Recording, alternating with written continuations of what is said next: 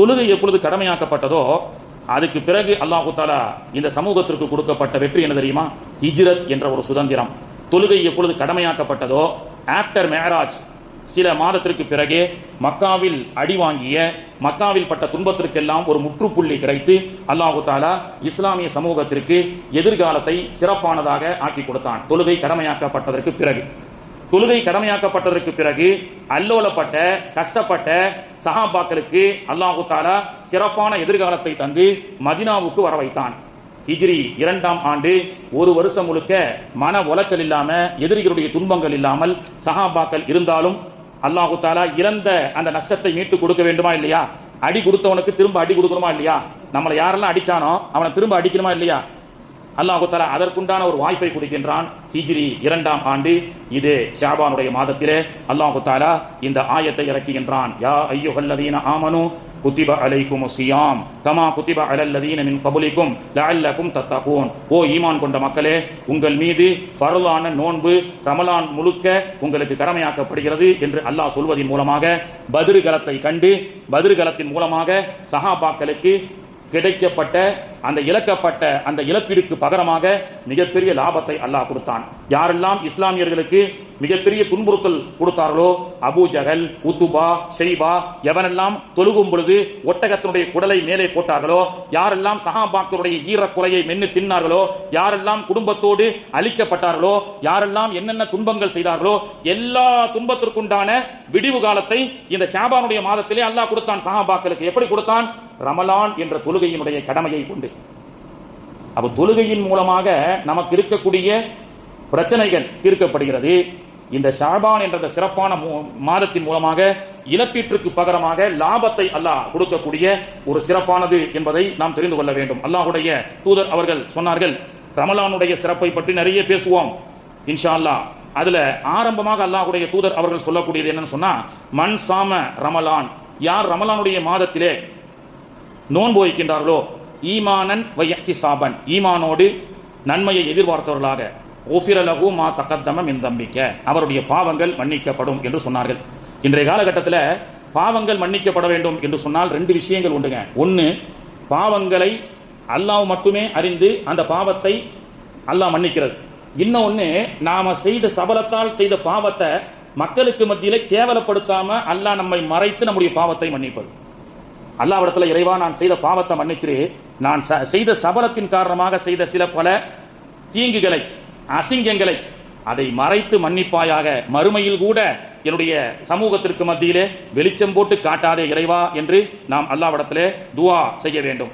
Umar ரலியல்லாஹுடைய காலத்தில் ஒரு திருட்டு வழக்குடைய ஒரு திருடன் வழக்கு ஆக வருகிறார், விசாரிப்பதற்கு வருகிறார். உமர் ரலியல்லாஹு அன்ஹு அவர்கள், அவனை நீ திருடி விட்டாய், உனக்கு கை வெட்டப்படும் என்று இஸ்லாமிய சட்டத்தினுடைய அந்த தீர்ப்பை வழங்க அந்த திருடன் சொன்னான், இல்லை இல்லை உமர் அவர்களே, என்னை மன்னித்து விடுங்கள், நான் முதல்ல ஃபர்ஸ்ட் இப்பதான் திருட போனேன், மாட்டிக்கிட்டேன், என்னை மன்னிச்சிருங்களேன் அப்படின்னு சொல்லி அவன் சொன்னான்.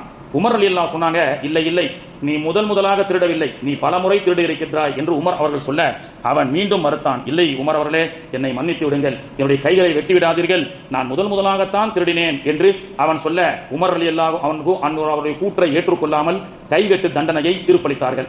அவருடைய கை வெட்டப்பட்டு விட்டது.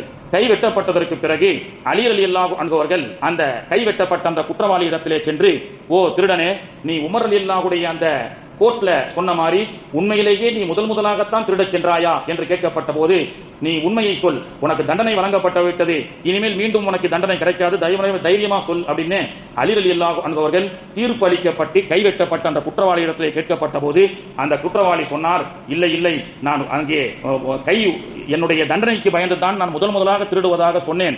ஆக்சுவலி நான் மாட்டப்படும் பொழுது 22வது முறை திருடும் பொழுதுதான் நான் மாட்டிக்கொண்டேன் என்று அவன் சொல்லும் பொழுது, அப்படியா சத்தத்த உமர் உண்மையை சொன்னார் என்று உமர் ரலியல்லாஹு இடத்திலே எவ்வாறு அந்த திருடன் நான் முதல்ல தான் திருடினேன் என்று சொல்லும் பொழுது நீங்க கான்பிடென்ட்டா, இல்ல இல்ல இது உன்னுடைய முதல் திருட்டு இல்லை, நீ பலமுறை திருடி இருக்கின்றாய் என்று எவ்வாறு சொன்னீர்கள் என்று அலி ரலியல்லாஹு அன்ஹு அவர்கள் கேட்டார்கள்.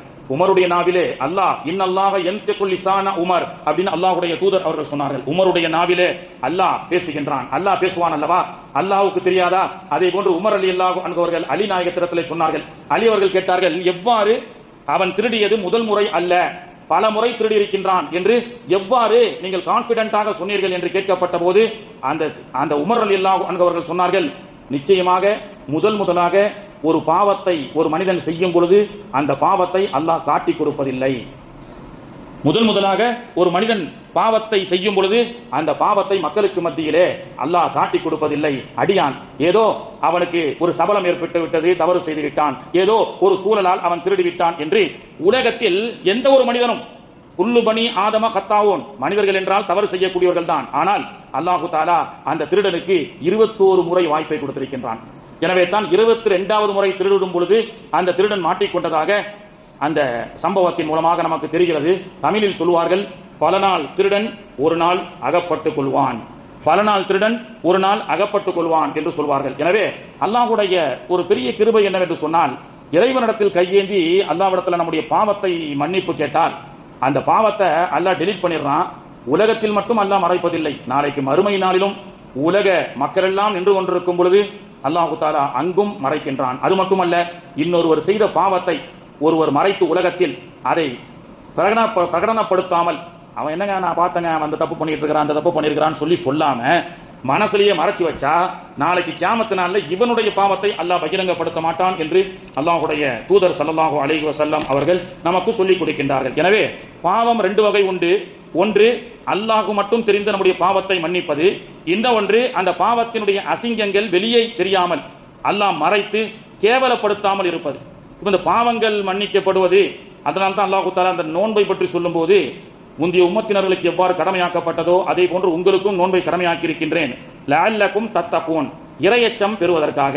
இறையச்சம் என்றால் எல்லா நேரத்திலும் அல்லாஹ் நம்மை பார்த்து கொண்டிருக்கின்றான் என்ற அந்த உணர்வை நமக்குள் ஏற்படுத்துவதற்கு, இஹ்சான் என்ற அல்லாஹ் நம்மை பார்த்து கொண்டிருக்கின்றான் நாம் அல்லாஹ்வை பார்க்காவிட்டாலும் என்ற அந்த இஹ்சான் என்ற தத்துவத்தினுடைய அடிப்படையில் இருக்கக்கூடிய இறையச்சத்தை அல்லாஹ் தஆலா ஆரம்பமாக இந்த நோன்பினுடைய ஃபாயிதாவாக அல்லாஹு தாலா சொல்லி காட்டுகின்றான். கண்ணியத்திற்குரியவர்களே, ஆனால் இன்று உலகத்திலே ஜெஃப்ரி எட்வர்ட் என்று சொல்லக்கூடிய எப்ஸ்டீன் ஃபைல்ஸில் யாருடைய லட்சக்கணக்கான பெரும் பண முதலைகள் அரசர்கள் எல்லாம் மாட்டிக்கொண்டிருக்கின்றார்கள். எங்கே ஒவ்வொன்றாக வெளியிடப்பட்டு நம்முடைய பெயரும் வந்து விடுவோம் என்று உலக மிகப்பெரிய பண முதலைகளும் அரபு நாட்டு அரசர்களும் பல நாட்டினுடைய பிரதமர்களும் இன்று பயந்து போய் இருந்து கொண்டிருக்கின்றார்கள். கண்ணியத்திற்குரியவர்களே, 1970 கிட்டத்தட்ட ஒரு 55 வருஷமா உலக அரங்கில் நடைபெற்ற சூழ்ச்சி இந்த எப்ஸ்டீன் ஃபைல்ஸ் வழியாக வெளியாகி இருக்கிறது. இன்னைக்கு உலகத்தில் யூதன் என்ற ஒரு சின்ன நாடு, அவனுக்கு ஆதரவு கொடுத்த அமெரிக்கா, இவர்கள் இருவரும் இந்த உலகத்தை ஆள்வதற்காக எப்படிப்பட்ட கீழ்த்தரமான செயல்களையும் இவர்கள் செய்ய தயங்க மாட்டார்கள் என்பதை அல்லாஹு தஆலா வெளிச்சமிட்டு காட்டியிருக்கின்றான்.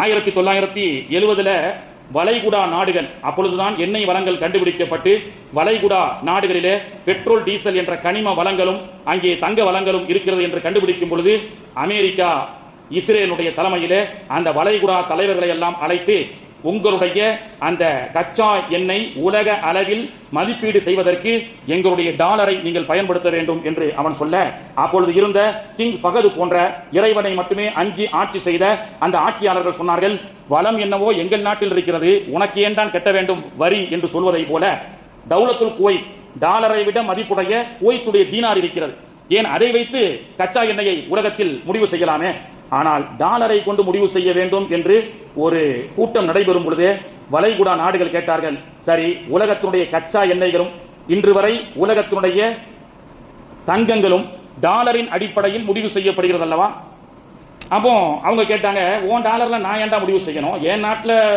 வளைகுடால பெட்ரோல் டீசல் கச்சா எண்ணெய்கள் வருகிறது, அதை நாங்கள் உலக நாடுகளுக்கு கொடுக்க போறோம், நாங்கள் ஒரு ரேட்டை ஃபிக்ஸ் பண்ண முடியாதா, உன்னுடைய டாலரை விட சில மடங்கு உயர்ந்த தௌலத்துல் குவைத் தீனார் இருக்கிறது அப்படி என்று சொல்லும் பொழுது அதற்கு பகரமாக இவர்கள் ஒன்றை எதிர்பார்த்தார்கள், நீ டாலர் மூலமாக முடிவு பண்ணனா சரி ஓகே, இப்போ வளைகுடா நாட்டுக்கு நீ என்ன செய்ய போற அப்படின்னு கேட்கும்போது, அப்போ அமெரிக்காவுடைய இஸ்ரேல் தூதரகமும் அமெரிக்காவும் இல்லை, உன் நாட்டுக்குண்டான ராணுவ தள பாதுகாப்பை நாங்கள் கொடுக்கின்றோம் என்று சொல்ல, அப்பொழுது வளைகுடா நாடுகள் சொன்னார்கள், எங்கள் நாட்டில் இருக்கக்கூடிய ராணுவம் எங்களுக்கு பத்தாதா, எங்களுக்குள்ள எந்த சண்டையும் இல்லையே என்று அவர்கள் சொன்னதைத்தான் இவர்கள் தாரக மந்திரமாக ஏற்றுக்கொண்டு, இவர்களுக்குள்ள சண்டை இல்லை, எல்லாம் ஒற்றுமையா இருக்கிறான், இவர்களை எப்படி பிரிக்கிறது என்று ஒரு சூழ்ச்சி செய்து சிலவர்களை தன்னுடைய கட்ட பஞ்சாயத்தால் அவர்கள் அடிமையாக்க நினைத்தார்கள். சதாம் ஹுசேன் ஒற்றுக்கொள்ளவில்லை. சிலர்கள் யாரும் ஃபகது போன்ற அரசர்கள் எல்லாம் அக்காலகட்டத்திலே ஒற்றுக்கொள்ளாத போது இவர்களுடைய சில்மிஷங்களை ஆரம்பித்து விட்டார்கள். உலகத்தினுடைய இன்ப களியாட்டங்களிலே இந்த அரசர்களையும் உலகத்தில் இருக்கக்கூடிய தலைவர்களையும் பண முதலாளிகளையும் அந்த ஆடம்பரத்தில் மதிமயங்க செய்து அவர்களுடைய புகைப்படங்களை எடுத்து அவர்களை மிரட்டி உலகத்தில் நாம் காரியத்தை சாதிக்கலாம் என்று அவர்களால் திட்டமிட்டவன் தான் ஜெஃப்ரி எட்வர்ட்ஸ் என்று சொல்லக்கூடிய அவன் மொசாத் உளவுத்துறையில் இருந்து இதற்காகவே உலகத்தினுடைய எல்லா அரசர்களையும் பிரதமர்களையும் மிரட்ட வேண்டும் என்பதற்காகவே அவனை பயன்படுத்தி அவனுக்கு ஒரு தீவை கொடுத்து அவன் பல சிறுமிகளை கடத்தி கொண்டு வந்து சிறுமிகளை எல்லாம் இது போன்ற தலைவர்களுக்கு இரையாக்கி உள்ளார்கள். இப்பொழுது அமெரிக்காவுடைய அதிபர் அந்த பெயரில் வீடியோ வெளியிடப்பட்டதற்கு பிறகு இந்த ஸ்கூல் பசங்க டீச்சர் தப்ப கண்டுபிடிச்சிட்டாங்கன்னு சொன்னா, மிஸ் நான் மட்டும் இல்ல மிஸ், அவ கூட செஞ்சா மிஸ், இவன் கூட செஞ்சா மிஸ்ன்றதுல தான் இப்போ இந்திய பிரதமரும் மாட்டிக்கொண்டு முழித்துக் கொண்டிருக்கின்றார். அவர்கள் செய்தார்களோ இல்லையோ, ஆனால் இதனுடைய விஷயத்தின் மூலமாக நமக்கு ஒன்று தெரிகிறது. 1970 வளைகுடா நாடுகள் ஒற்றுமையாக இருந்தது. இது மிகப்பெரிய இந்த மோசமான கேவலமான இந்த மாஃபியா வேலை செய்து இன்னைக்கு சமூகத்தை எப்படி பிரிச்சுட்டாங்க தெரியுமா? முஸ்லிம்கள் எல்லாம் தீவிரவாதிகள் என்று ஒரு பக்கம் இவங்க இன்ப களியாட்டங்கள்ல சிறுமிகளோடு பாலியல் பலாத்காரம் செய்து உலக சிறுமிகளை எல்லாம் கடத்தி கொண்டு வந்து இவர்கள் உல்லாச உலகத்திலே இருப்பதற்காக ஒரு சமூகத்தையே தீவிரவாதி என்று உலகம் மீடியாக்களிலே சொல்லிக் கொண்டிருந்தார்கள். பார்வையெல்லாம் இஸ்லாமிய பக்கமாக திருப்பினார்கள், ஒற்றுமையை சிதைத்தார்கள், தீவிரவாத பட்டம் கட்டினார்கள், உள்நாட்டு போரை மூட்டினார்கள், பலஸ்தீன அப்பாவி மக்களை கொன்று குவித்தார்கள். ஆனால் கேட்க முடியாத அளவுக்கு இவர்களுடைய சில்மிஷங்கள் மாட்டிக்கொண்டதோ என்று சிந்திக்கக்கூடிய அளவுக்கு தான் இன்னைக்கு எப்ஸ்டீன் ஃபைல்ஸ் இன்னைக்கு நமக்கு சொல்லி காட்டுகின்றது. ஜித்தா வரைக்கும் நம்மளும் நினைச்சிட்டு இருந்தோம், என்னடா சவுதி அரசாங்கம் இவ்வளவு பெரிய வளத்தோட இருக்கிறான், இவனுக்கு என்ன தட்டி கேட்க முடியாதா? ஜித்தா வரைக்கும் திரையரங்குகள், ஜித்தா வரைக்கும் மது பார்கள், காபாவுக்கு 120 கிலோமீட்டருக்கு முன்னாடி இருக்கக்கூடிய ஜித்தா வரை, ரியாதில் இருந்துட்டு போட்டு அது ஒரு தலைநகரம், அவன் இன்ப களியாட்டங்கள் ஆடலாம். ஜித்தா வரை திரையரங்கு, ஜித்தா வரை மதுபானம், ஜித்தா வரை டிஸ்கோ டான்ஸுகள், நியூ இயர் கொண்டாட்டங்கள், இதையெல்லாம் இவர்கள் இறைவனுக்கு பயப்படாமல் இவர்கள் மாட்டிக்கொண்ட இந்த யூதர்களுக்கு மத்தியிலே இவனுக்கு பயந்து இவன் சொல்வதற்கெல்லாம் தலையாட்டி கொண்டிருந்த காரணத்தினால்தான் இவ்வளவு அநியாயங்களும் அரபுலகத்திலே நிகழ்ந்திருக்கிறதோ என்ற சந்தேகம் இந்த எப்ஸ்டீன் ஃபைல்ஸ்னுடைய இந்த கோர்வையின் மூலமாக இன்னைக்கு நமக்கு தெரிய வருகிற சோதரர்களே. எனவே தான் அல்லாஹ்வை அஞ்ச வேண்டும். ஆகாப்பட்ட ஃபிரௌன் கூட பகல் முழுக்க அநியாயம் செய்வானா, பகல் முழுக்க ஃபிரௌன் அநியாயம் செய்வான். ஆனா 300 ஆண்டுகள் மூசா அலைஹிஸ்ஸலாமோட அதிகமான ஆயுள் காலங்கள் அவனுக்கு இருந்தது. அவனையே அல்லாஹ் விட்டு வச்சான் தெரியுமா? ஃபிரௌன் இல்லாத அநியாயம் பண்ணான். நைட்ல சஜிதால வந்துருவான், பகல் ஃபுல்லா அநியாயம் பண்ணிட்டு நைட்ல இறைவா நான் செய்யாத முள்ள மாறித்தனம் முடிச்சரிக்கைத்தனம் எதுவுமே இல்லை, எல்லாத்தையும் நீ பார்த்துட்டு இருக்கிற, நீ கேட்பேன்னு எனக்கு தெரியும், என்ன மன்னிச்சிரு, உலகத்துல நான் கொஞ்சம் சொகுசா வாழணும்னு அவன் சஜிதா செஞ்சுவான். அதை இவங்க செய்ய மறந்துட்டானே. அல்லாவுக்கு அவன் அஞ்சு அவன் 300 ஆண்டுகளுக்கு மேலாக அநியாயம் செஞ்சாலும் அவனுக்கு அல்லாஹ் நேரத்தை கொடுத்தான், அவனை இழிவுபடுத்தல. ஆனா கடைசி நேரத்துல லா இலாஹ இல்லல்லாஹ் ஹத்தா இதா அதரககுல் கரகு கால ஆமன்து அன்னஹு லா இலாஹ இல்லல்லதி ஆமனத் பிஹி பனு இஸ்ராயில்னு அவன் மௌத்தா போற நேரத்தில் நைல் நதியிலே மூழ்கடிக்கப்படும் பொழுது அவன் திருந்தி வருந்தினானே, அவனுடைய வாயிலே அல்லாஹ் மண்ணை போட்டு அந்த கலிமா சொன்னாமல் ஆக்கினானே, அவன் இத்தனை ஆண்டுகள் இந்த உலகத்தில் அநியாயம் செய்தாலும் அல்லாஹ்வுக்கு பயந்து நடந்தான். ஆனால் இவர்கள் இன்ப களியாட்டங்களில் அல்லாஹ்வுடைய சாபக்கேடான செயல்களை செய்து இன்னைக்கு சிக்கிக்கொண்டு மாட்டிக்கொண்டு முடித்துக் கொண்டிருக்கின்றார்கள். இந்திய பிரதமர் உட்பட இறைவனுக்கு பயப்பட வேண்டாமா?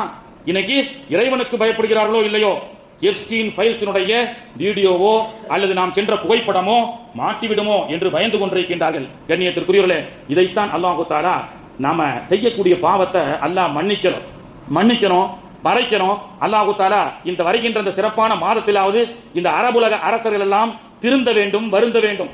பாவத்தை நினைத்து திருந்துவதற்கும் வருந்துவதற்கும் அல்லாஹ் கொடுக்கின்ற இந்த சிறப்பான மாதம் தான் இந்த ஷாபான் வருகின்ற ரமலான். அவர்கள் எல்லாம் அல்லாஹ்வுக்கு அஞ்ச வேண்டும், நாமும் அஞ்ச வேண்டும். அதே நேரத்திலே உலகத்தில் நிறைய இன்னைக்கு எதிர்வரக்கூடிய ரமலான் நம்மை நெருங்கி கொண்டிருக்கின்றது. நாம் ஆத்மார்த்தமான ரீதியிலும் ஆன்மீக ரீதியிலும் ரமலானை சந்திக்க தயாராக வேண்டும். அதே நேரத்தில் உடல் ரீதியாகவும் நாம் சந்திக்க வேண்டும். ஒரே ஒரு செய்தி, இன்னும் சில தினங்களிலே ஹஜ்ஜிக்கான ஹாஜிகளுக்கு மருத்துவ பரிசோதனை நடைபெற இருக்கிறது. இதுவரைக்கும் நடந்த பரிசோதனை என்பது வேற. இனி இவன் தான் எல்லாமே ஹஜ்ஜி சம்பந்தமாக இருந்தாலும் சரி, உம்ரா சம்பந்தமாக இருந்தாலும் சரி, அரபு உலகத்தினுடைய அரசர்கள் பணத்திற்கும் காசுக்கும் மதிமயங்கி விட்டார்கள் அல்லவா. எனவே அந்த இவனுடைய இந்த டார்ச்சர் எந்த அளவுக்கு சொன்னா, ஹஜ்ஜிக்கு வரக்கூடிய ஆஜிகள் என்ன செய்ய வேண்டும் என்று முடிவு செய்வதும் இஸ்ரேலாக இருந்து கொண்டிருக்கின்றது. இன்னைக்கு காபால ஹரமைன்ல 10 ரக்காயத்து தொழு வைக்கணும் என்று சொல்ல வரக்கூடிய அந்த நிகழ்ச்சி உட்பட அரபு உலகங்கள் இந்த இஸ்ரேலுக்கு எப்ஸ்டீன் ஃபைல்ஸுக்கு பயந்து தான் இவர்கள் அடிமையாக ஹரமில் நடக்கக்கூடிய தொழுகை கூட ஹதீஸின் அடிப்படையில் நடக்கிறதா? உமர் ரலியல்லாஹு ஏற்படுத்துறாங்க 20 ரக்காயத்தினே. ஹலீஃபத்துல் உமர் உலகத்தில் 3/4 பாகங்கள் இஸ்லாமிய ஆட்சி, ஆங்காங்கே தனித்தனியாக தொழுது கொண்டிருந்த தராவிகளை எல்லாம் இப்படி நீங்க சமூகத்தில் பிரியாதீங்க 20 தான் அப்படின்னு டிக்ளேர் பண்ணி சொன்னாங்க. அந்த உமருடைய அந்த டிக்ளரையே இவங்க என்ன பண்ணிருக்காங்க, அப்பீல் செய்து இன்னைக்கு 10 ரக்காயத்தாக ஆக்கியிருக்கிறார்கள் என்று சொன்னால், இதுவும் இவர்கள் இஸ்ரேலுடைய பேச்சை கேட்டுதான் செய்கிறார்களோ என்று நமக்கு சந்தேகம் வருகிறது.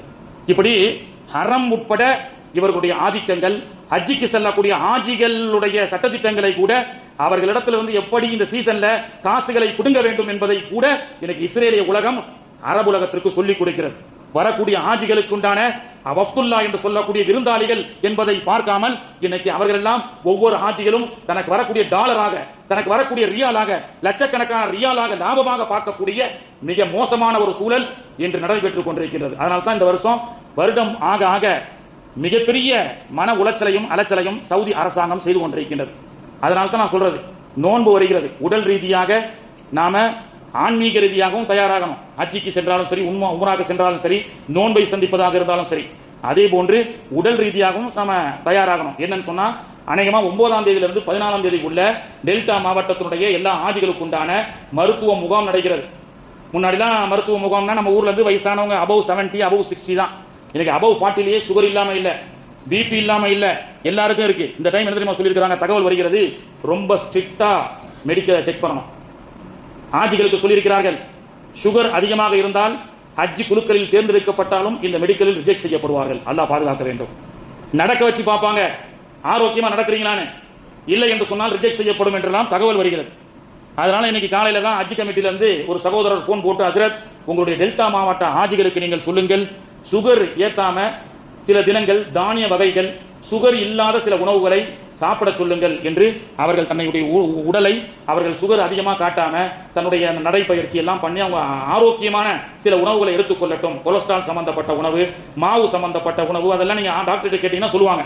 இதெல்லாம் நான் ஏன் சொல்ல வரேன்னு சொன்னா, இவங்க தயாராகணும். இல்லை என்றால் அசௌகரியங்களோ அவங்களுக்கு உடம்பில் ஏதேனும் சில கோளாறுகள் இருந்ததாக டெஸ்ட்ல வந்தது என்று சொன்னால் அவர்கள் ரிஜெக்ட் செய்வதற்கும் வாய்ப்பு உள்ளது. அல்லாஹ் தஆலா தேர்ந்தெடுக்கப்பட்ட அத்தனை ஆஜிகளும் எல்லோருமே இன்ஷா அல்லாஹ் ஹஜ்ஜிக்கு திரகாத்திரமான முறையிலே போயிட்டு வர வேண்டும். இன்ஷா அல்லாஹ் அவர்களுக்காக துஆ செய்வோம். அது மட்டுமல்ல, உடம்பை ஆரோக்கியமா வைக்கணும்னு சொன்னா, இன்னைக்கு மருத்துவ உலகம், the Islamic fasting system is researching in medical world, இஸ்லாமிய நோன்பு சம்பந்தப்பட்ட ஆய்வை இன்னைக்கு உலகம் ரிசர்ச் பண்ணி கொண்டிருக்கிறது. இன்ஷா அல்லாஹ் அடுத்த வாரங்கள் நாம பேசுவோம்.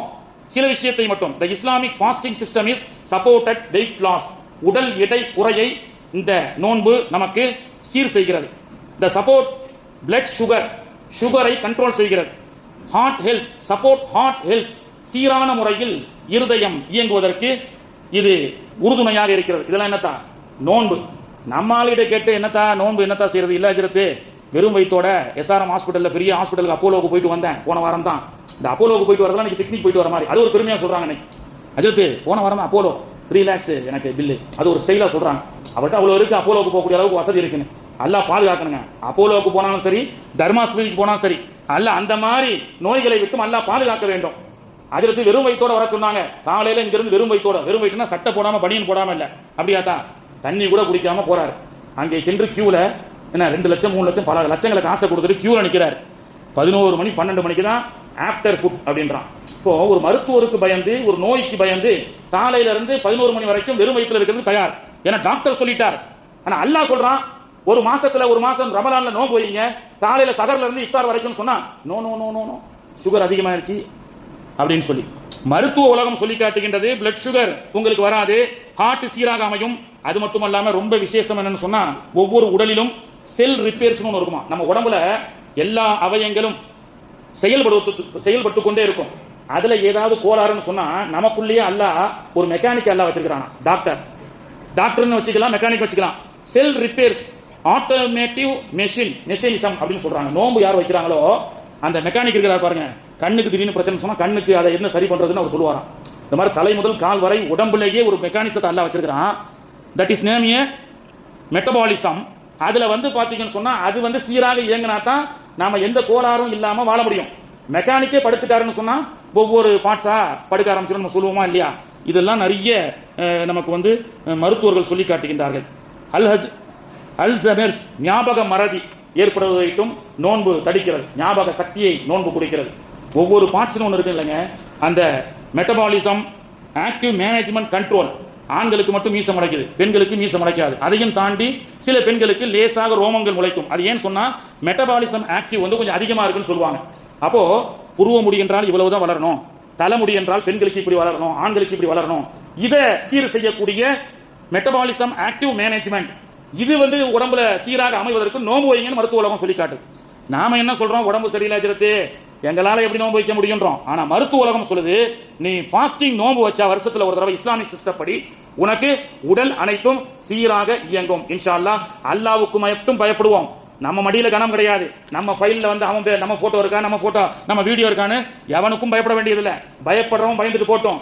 ஒன்னு திருந்தி வருந்தி இந்த ரமலான்ல அல்லாஹ் அவனுக்கு இதாயத்தை கொடுக்கட்டும். அதே போன்று நாமும் இந்த நோய் சம்பந்தமாகவோ எதுக்குமே பயப்படாதீங்க. அல்லாஹ்வுக்கும் மட்டும் பயந்து அல்லாஹ்வுக்காக நோன்பு வையுங்கள். லஅல்லக்கும் தத்தகூன். அல்லாஹ் இறையச்சத்தை தருவான், உடல் ஆரோக்கியத்தை அல்லாஹ் தஆலா தருவான். வருகின்ற ரமலானை சிறப்பான முறையில் அணுகி அல்லாஹ்வுடைய பொருத்தத்தை பெறக்கூடிய பாக்கியத்தை அல்லாஹ் தஆலா தந்து அருள் புரிவானாக.